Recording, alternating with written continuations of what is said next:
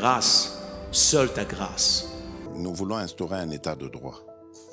Et dans un état de droit, il y a une justice indépendante.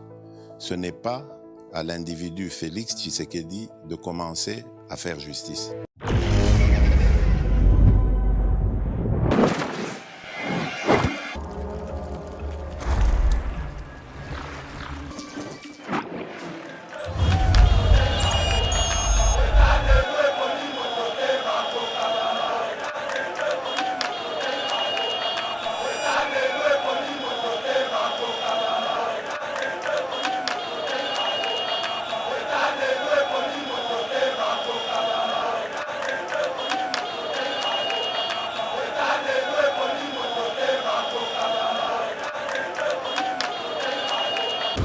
Mais aujourd'hui, je pense qu'on devrait s'élever et saluer l'UDPS et saluer les sphinx de l'unité. Parce que dans ce pays, Tomata Tokita, si nous devons être honnêtes politiquement, il n'y a que l'UDPS qui a drainé des foules dans l'opposition. Et je pense que Batumissous, il faut d'abord prendre le temps d'apprendre. Facha boya kokota nyongo. Facha boya nyongo. Ndenze bo bayembeli lelo balobi. Facha boya nyongo. C'est qu'on attend on a vu. Yé wana zana kati ya kocha bino ganyo. Mais yé moko boya nyongo. Très bien. Donc eza compliqué. Voilà.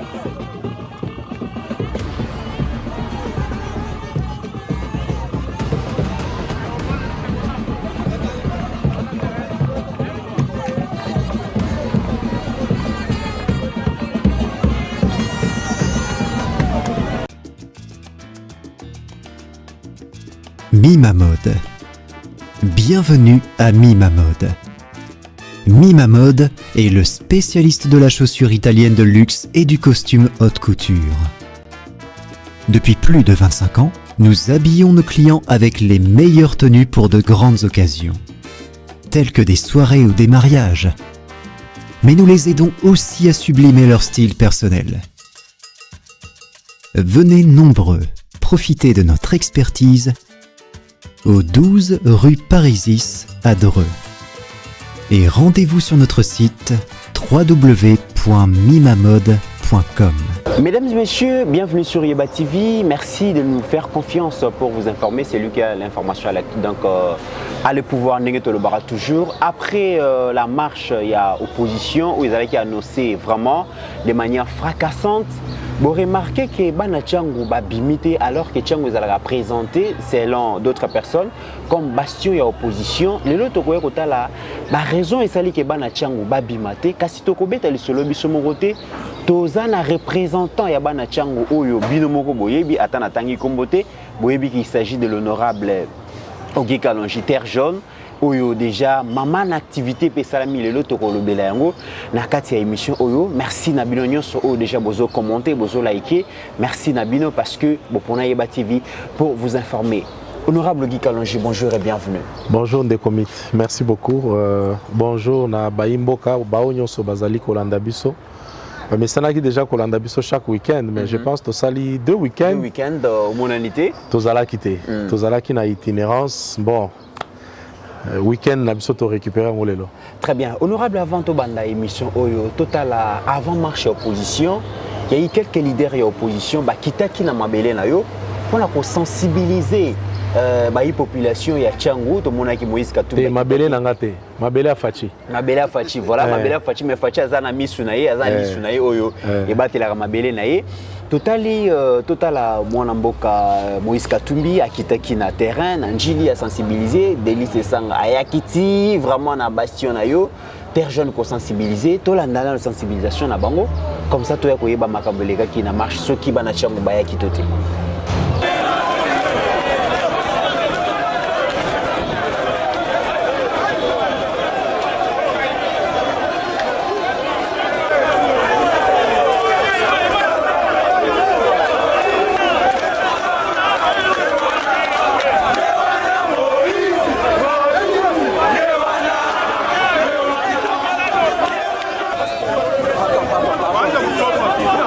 Sous un soleil accablant, le Charman et sa suite ont fait du porte-à-porte, en vue dépalper du doigt le quotidien de la population.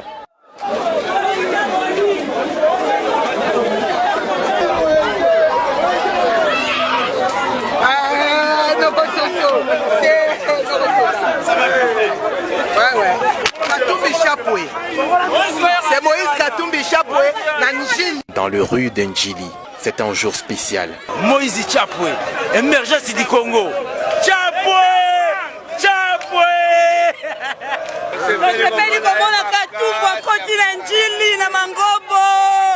Honorable, malgré sensibilisation, il y a ma classe et salamaki na Tchangu, na district na yo et pas wapi oponama comme élu du peuple na marche de Moniba na Tchangu babimité. Qu'est-ce qui s'est passé? Vous expliquer raison et absence à na Tchangu na marche opposition ndengeli. Banafanya. Banafanya. Oyebi jibem piana lobaka. Banafanya erreur moya grave. Bana Tchangu bayaki te parce que banafanya. Ah bon? Voilà. Parce que au moni in the commit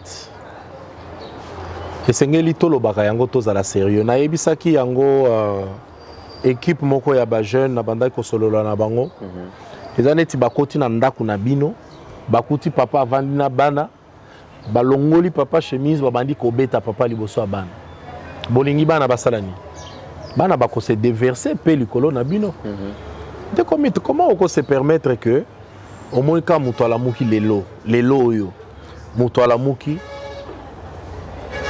à côté na terre jaune pour sensibiliser bato base à la contrefaçon. C'est impossible.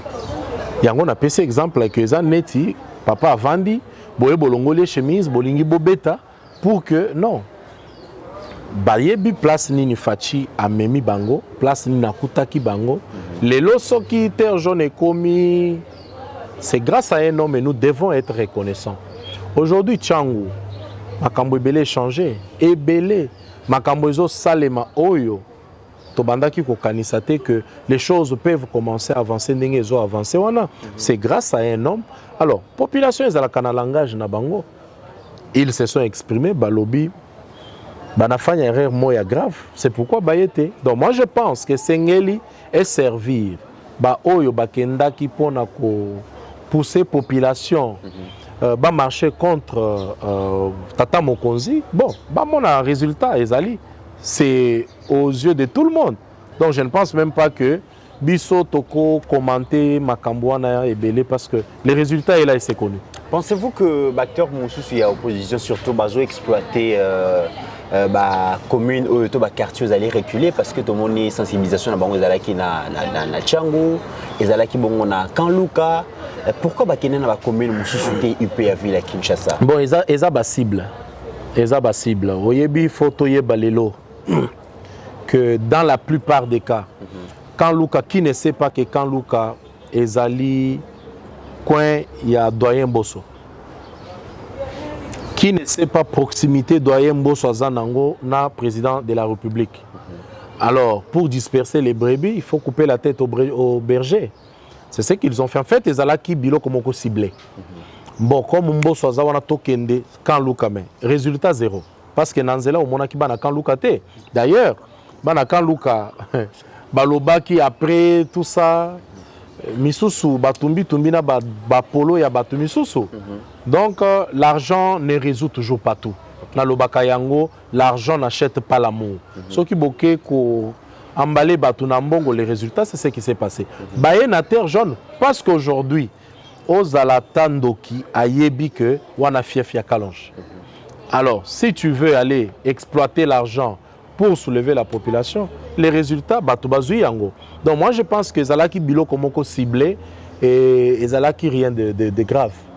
Honorable Tomoni, vraiment que apparemment opposition a une difficulté makasi ya ko fédérer population na ba raison ou ya lobaki mais kolanda déjà acteur pour ya opposition ndeko Augustin Matata Mponyo azali ko taxer régime à président Félix na dictatorial et ça régime moko sanguinaire et bomisi batu belé na marche objectif ya président Félix azali ko s'enrichir mais pouvoir s'enrichir mais population ça s'appauvrir. Bon, des comités déjà nazo s'inscrire en faux parce que Kolobake régime et l'équipe dictature et l'équipe régime Yakala, ça c'est déjà faux. Ça je ne suis pas. Je ne suis pas, non, ça c'est faux, je ne suis pas d'accord. Mais aujourd'hui, je pense qu'on devrait s'élever et saluer l'UDPS. Et saluer les sphinx délimités. Parce que dans ce pays, Tomata Tokita, si nous devons être honnêtes politiquement, il n'y a que l'UDPS qui a drainé des foules dans l'opposition. Et je pense que Batumissous, il faut d'abord prendre le temps d'apprendre. De commettre la patience, c'est quelque chose de très important. JB Pianayembi, Batounie, mais c'est quoi ton secret? Il a dit la patience. C'est très important. Vieux Tshisekedi le père, il a patienté. Ce n'est pas au Sali Lumière une année, au Sali Lumière 2 ans, tu te crois être à mesure, il y a qu'à garder Lumière Wana jusqu'à ta mort. Mais Tshisekedi le père, même son cadavre, a fait trembler le monde. Ça, c'est un charisme, moko. Nous sommes en train d'apprendre. Nous sommes en train de patienter parce qu'on a besoin de quoi apprendre pour arriver à la hauteur. Mais si tu regardes l'opposant, ce n'est pas les lots parce que blessé au comme opposant. Tu penses que tu peux aller affronter Batouné Tshisekedi le père? Ça, ce n'est pas vrai. Je crois que c'est ça la chose qui manque dans l'opposition. Il faut attendre. Il faut attendre. Parce que ceux qui ont Batouné sont là, chacun est animé dans des raisons privées qui l'ont poussé à ça. Mais Tshisekedi le père, c'était des raisons communautaires. Très bien. Alors, on a Makambozali Koleka, Moko Yaba collègue Nabino, député Daniel Safou, Azali pour ça, la déclaration incendiaire. D'accord, j'ai suivi ça. Monter tribu contre d'autres tribus. Je ne suis pas d'accord, j'ai suivi ça aujourd'hui. Le Parlement dispose. J'ai suivi ça aujourd'hui. Bon, malheureusement, je pense que c'est une question d'abord qu'il a faite dehors, en tant que militant, pas en tant que député. Mais c'est vrai que Toza, au même moment, a double casquette parce que un député, même dans Zela, tu es député, il y a des propos que tu ne peux pas sortir dans Minokonabiso. J'ai suivi ça aujourd'hui, je ne partage pas ça. Je suis parmi ceux qui soutenaient Daniel Safou. Dans beaucoup de dossiers, j'ai intervenu parce que, au nom de la solidarité, mais là, je suis désolé. Une fois de plus, comme je l'ai dit toujours, je demande pardon à la population en son nom parce que c'est trop sale, mais bon, il revient à notre comité des sages de s'en saisir pour que les sanctions soient appliquées parce que c'est quand même trop fort. Très bien. Ouais. Alors, mesdames et messieurs, ceux qui population répondre à appel à opposition population quinoise, c'est parce que ils ont remarqué que le président de la République a marqué par point à travers aussi ses élus locaux là honorable Ogi Kalonji Aouti ko le baba na terre jeune ba kouré comme marché parce que bazoa ya bango déjà solution na ba problème on bazali ko c'est bazoa ya bango po facha boya nyongo facha boya kokota nyongo facha boya nyongo ndenzembo bayembeli lelo balobi facha boya nyongo. Très bien. C'est qu'on a parlé, on a vu. Il y a un kati à Kocha Binoganyo, mais il y a Moko Boyanyo. Très bien. Donc, c'est compliqué. Voilà, tout le monde na Kanluka, Missa les aliko salema, Nzelezo salema, l'utili qui zaliko kota honorable Ogi Kalonji s'investit ça ma casse na makamo l'utili qui na Kanluka. Non, pas seulement l'utili qui, pas seulement l'utili qui. C'est que les gens ne savent pas Nabanzela. Nabanzela, l'ego, moi j'ai travaillé sur ces montages-là. C'est ce que des gens, ils ont biloko batubaye bakate. Mais je suis un acteur peut-être à 70% de ce qui se passe dans Kanluka. Ce qui a fait que moyen Kanluka est basculé dans la position. Exact. Non, c'est compliqué. Balala na bango pongi, balala na bango pongi. Kanluka c'est difficile que basculer dans l'opposition. Très bien. Difficile. Alors, Tolanda Makambeleka qui est là na Efobank, na avenue Mokoko, honorable Ogi Kalonji Alobi, Terre jaune, deuxième version. Tolanda descente naie na terrain, à Salakinini, population puis lobini na Makambu Bamoni, Tolanda comme ça to ya kozonga. Vraiment po, to souffrir mingi na ba poto wa, ba zelo ba nini moto cher. Ba luka to bongisa biso nzela, e ko sala biso sengo mingi. Vraiment kitoko vraiment makasi to sepeli ko voter ye, mais base na ye awa na Mikonga eza wapi. Tozomona kaka bato azoya na bango azolekaleka me base na ye eza wapi tozomona Ecobank base eza te me tokovote ndenge nini toso tovote ye me aya asi ape base awa mais tokotiela maboko batia nde base awa. Alors nzela oyo so basali ekozala na impact nini sur activité na bino ya bataille? Ekozala seo makasi, ekozala na impact makasi ba activité na biso ekozala bien vraiment. Donc ekomata vraiment même bapango na biso. En tout cas na sepeli papa na sepeli makasi po avenir na biso boulevard Mukoko ezwi penza lokumu penza to sepeli o boye biloko ebanda kokende kotambola. En tout cas na sepeli akende liboso apambwama poto banda koluka muto akoki kotiela biso prince atiela biso prince azwa lokumu penza nzamba batisela ye mikolo bele. En tout cas tata mokonzi mboka na sepeli penza osali penza ya minene koto na biso awa tuka mikonge ezwi lokumu ngana botami awa na koli awa na mona nanu boete na zane sengo ya kosakana na ngote. En tout cas vraiment moya kolobeza te. Moya kolobeza te papa en tout cas na kufi na sengo makasi.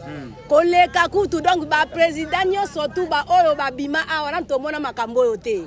Na makambo oyo moya kolobeza te to koloba nini? Aumela libela papa. Tala masa.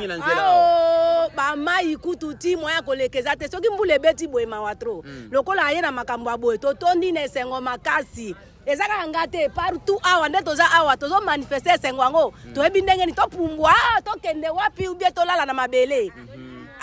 Papa activité na bino ya koteka mwa biloko bekozwa valeur makasi so basali nzela. Mama ye nyoso tu batu nde bakoleka leka awa na kanisi ba masango tokomona ngo suwe kotele mazubo yete. Mama pangu ezwi valeur. Mama pangu kutu ezwi valeur en tout cas papa tosala nini pona papa Tilobo tosala nini po ba Kisekedi. Ya uta wapi nzambe abakisela ye mikolo ebele atondisa ye na makasi na njoto pe apesa ye courage mbala nsima te me ezala tititi na ndenge akende kokufa biso kaka na ye asukisa awa te koma ti na libongo prince oyo ye kozwa valeur ya makasi biso bato asuki bato ya masangu tokozanga batu te po batu bakozala ti na libongo batu bakozala asala libongo a bien kola pambola ye. Merci maman. Anga Josette. Maman Josette boni yo. Nga naza malamu natambulaka te nazali veuve. Otambola to zali veuve kasi umeli na quartier oyo to moni honorable Ogika Longi. Nazali mutu ya kala. Naza mutu ya kala mbana ngai nyembo orkover. Bisu nde batu ya kala. Awa na mikonga. OK. Siko nzela oyo Ogika Longi honorable aye ko lancer misala yo lobini. Na lobi na sepeli mingi.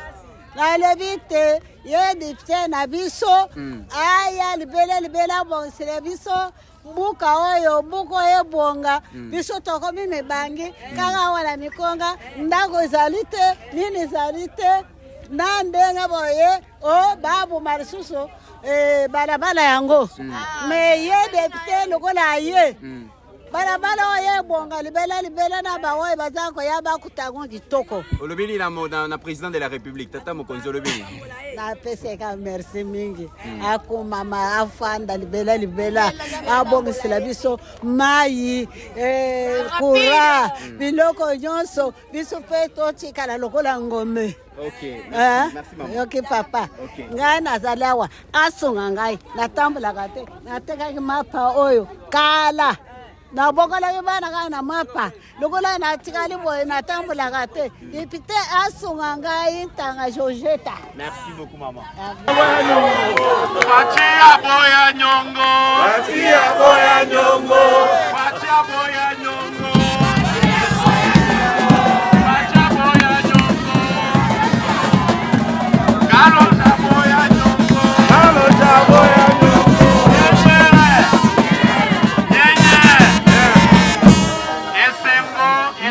Makasi esengo toyokana esengo ezali makasi mokolo ya lelo boye te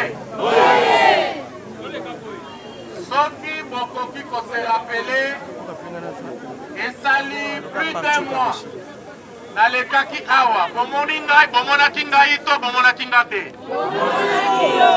tolekaki awa na baingénieur oyo na baingénieur ya OVD mosala toyaki kosala ezalaki ya kozwa badone topographique ya nzela ekopermettre biso ya koélabore projet pour que ezala transmis na trésor public afin que l'État abimisa mombongo tokoka koya kosala nzela oyo. Après départ na biso tozwaki mwa temps ebele parce que esengelaki to bousculer l'État po ete mosolo ebima. Esali 2 ans heure tozali koréaliser terre jaune. Bana mukoko bayaki balobi tozali na posa mukoko pe ekoma neti terre jaune. Boyete na yango bomonaki mpona koilustre yango tolakisaki bino mukoko ya kala na mukoko ya sika ndenge kozala oyo ezali terre jaune mukoko pe ekokoma boye o mukoko ekoma neti terre jaune population pe bozali na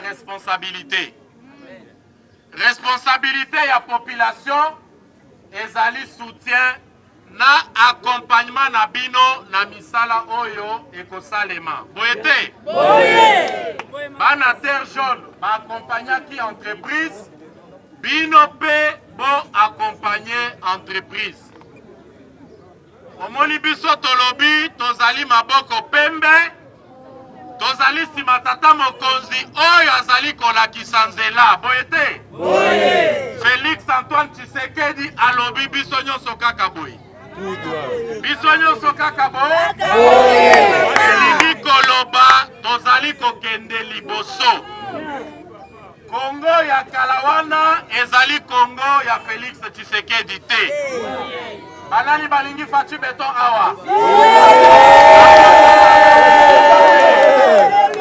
banani balingi faci beton mpona faci beton babako makasi mpona faci beton. Honorable Guy Kalonji, apparemment vous allez un député privilégié à pouvoir, un député au Yazana à habiter, n'a soutenir parce que vous avez 500 députés, mais les gens ont l'impression que plaidoyer honorable Guy Kalonji a facilité et est-ce que vous avez privilégié par rapport à Bamoussou Tonengene? Ogi Aboya Nyongo, Kalonji Aboya Nyongo, je pense que c'est ça. Kalonji Aboya na Nyongo, Azalaka na Nyongo na Mutute. Kalonji Azama Boko Pembe, Motema Pembe. Comment est-ce que ceux qui a sali plaidoyer kotambolate? Et surtout que plaidoyer wana na osalango pona lopango nangate. Namoni dernièrement bato ya mitema mabe batambusi na ba réseaux sociaux bakangi Kalonji ayibi mbongo ya OVD. Nathalie boye na lobi bande konanga moko yiba eza verbe na bisote na yebaka yango te ngai na yebaka yango te babutangisanga ndenge wana te mbongo ngo ko uta wapi tout ça ezali tokomi moment oyo bato bandi ko utiliser ba arme nyonso dernièrement au monaki Kalonji atiki faci parce que soki na tiki faci na kende wapi etambolaki pe na ba réseaux sociaux Kalonji azui corruption po balongoli DG ya SNEL mabe nini tosalaki. Est-ce que vous avez une différence bandi kokota moi ba transfert les autres à gauche à droite ainsi de suite Mbujima Ibakei tubi tubidi vous avez une différence côté mais nyonso wana eza pona nini po facha boya nyongo alobi asala promesse na batu à répondre à ba promesse pour ala na nyongo te musala na biso musala na ngai ezali ya kosala en sorte que ba promesse nyonso tata mokonzi ekokisama po to boya nyongo. Mais plaidoyer on a des députés mais peut passer la kayango. Ils ont dépendre na ba stratégie. Secret nos années stratégie. Secret nanga c'est la patience. Secret nanga c'est la patience. Moi je suis patient quand je commence quelque chose. Moi je suis patient quand je décide de m'investir dans quelque chose. Tant nanga nyonso je suis dans ça. Lelo il y a pas longtemps heureusement que ce qui me fait du bien est que Bino bo accompagner kanga toujours projet oyo ya mukoko to bandango na Bino. Depuis 2001 Oto yaka to salaka d'ailleurs na 2000 biso moko to boa kaka ba mabanga tozozo yango wapi tozozo ba débris ya mabanga na zando période babandi ko buka zando na mongo na biso tozo ya pona ko stabiliser ko yebisa bato on reviendra pona nzela après toye ko ya donc tout ça vous nous accompagnez vous voyez mais ezana bato misusu soki abandi kaka un mois alembi mais moi depuis 2021 lelo ekokisami BATP kalamingite ezo banda. Mais c'est vrai qu'après, bon, comment on a battu, ngana salaki, ba misusu comment ils font? Comment on a quand mutumoko à Kotiwana à réunir 50 personnes à Télémi, bazuzi ba photo, lobby à Bimisi, ngape na salaka ba démarche. C'est comme j'ai vu na terre jaune, mutumoko a na érosion. À combien on a bazuzi ba vidéo pour attendre parce qu'il y a yebi que Kalonji est sur la question il y a érosion. Mais pourtant érosion, on a la terre jaune. J'ai fait inscrire ça dans les programmes, il y a lutte anti-érosif. Ça fait longtemps que cette histoire est en train d'évoluer. Toyaka na ministre national, au moins 2 fois. Na DG à OVD, au moins 2 fois. Le financement est bloqué. On est en train de se battre à gauche, à droite. Vous vous rappellerez que j'avais même eu des Kwakna ministre de la Finance autour de cette question. Mais un récupérateur politique, qu'est-ce qu'il fait? Il se réveille un matin, il n'y a pas Azuma vidéo. À larguer en lobby. Donc tout ça, ce sont des choses que les gens ne devraient faire. Au lieu que Batouba se concentre, terre jaune, Lelo Mukoko, lobby, BAT. Mais quelqu'un d'autre peut aller se jeter place Moussous. Ce que ont la stratégie, c'est Yaka, Tola Kisayo. Mais à mon côté, Batouba Zalaka Babi face.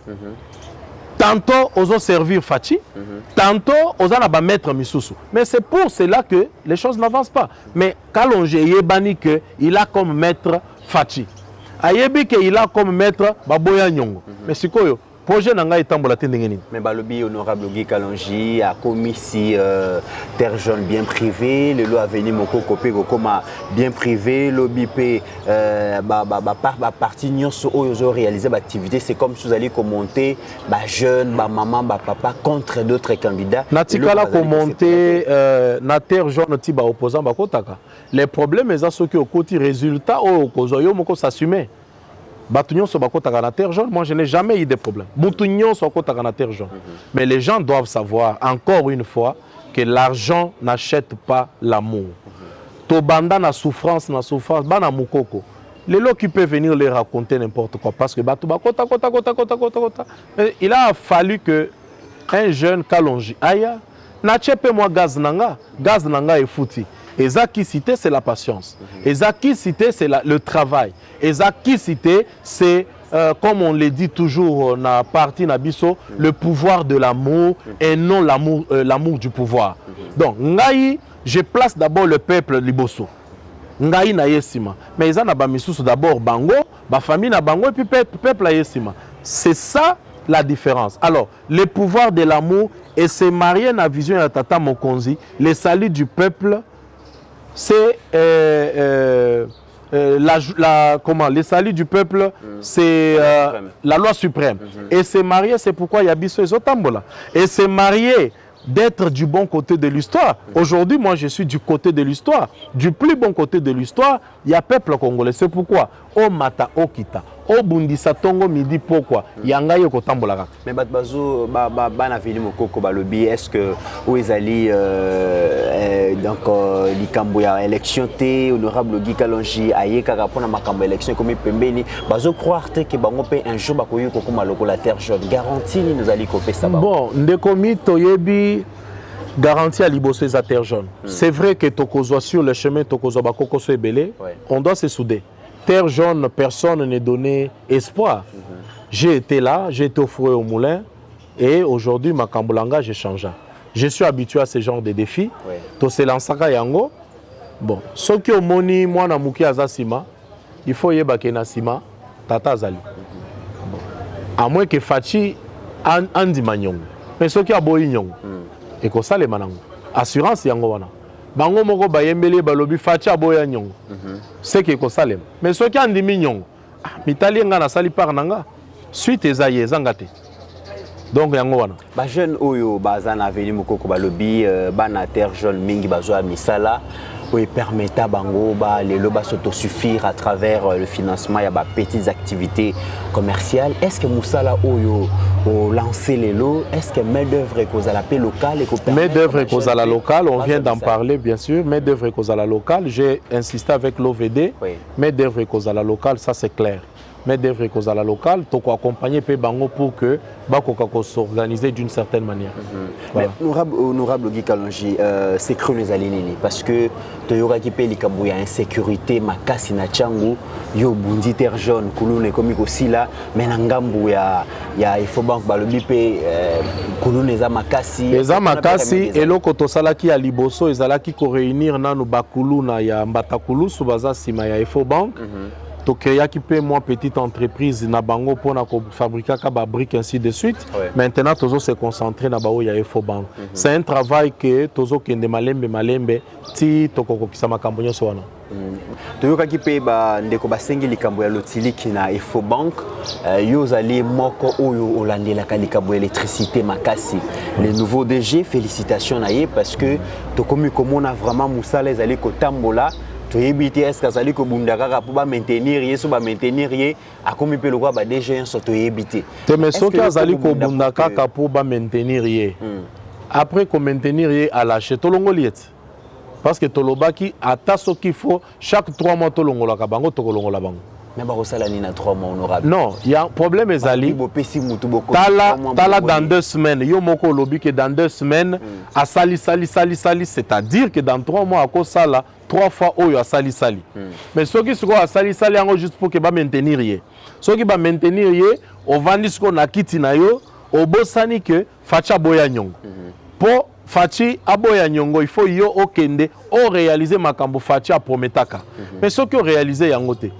Biso tokotala ke intérêt na biso eza na kati na yo te tokolongola yo to cha muto oyo akoya atana no ba confirmer yete akosalaka ndenge kaka salaki premier jour parce qu'effectivement moi je suis convaincu dans 2 semaines kaka sali na moni moi ba transport et koti na moni biloko na mituni mais biloko nyonso ezalaki wapi à continuer na même élan c'est ça notre souci à continuer na même élan et permettre que facha kota nyongote wana tokozala na yeti nati. Honorable Tokomi Nasuka, tu as une question et dans 2 semaines, on a dit que vous avez préparé au mois de déplacement. Tu as vraiment une question. Tu as Chine. Tu as Chine. Ok. Tu as dit que le Congo se déplacé dans Chine. Il faut que vous ayez la place Temple les Ali. Tu as la sécurité à Temple. Il faut que tu protéger Temple. Avant, il y a Chine, mais Bazeli Babi honorable Guy Kalonjaza ma casse na terrain mais na parlement toujours la loi des pères et des mères bino boyeli biso loi ya polygamie boyeli biso loi ya interdiction reliée moi à quand le père donc loi sur proposition à loi Tchani.